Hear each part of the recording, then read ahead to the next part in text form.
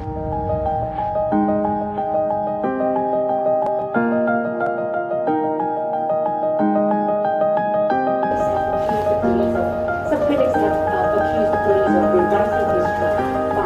哋警方咧並無意係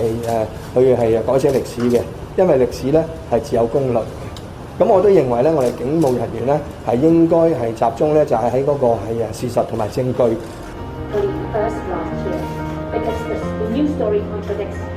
當晚嘅事件嘅演繹會有咁大嘅出入。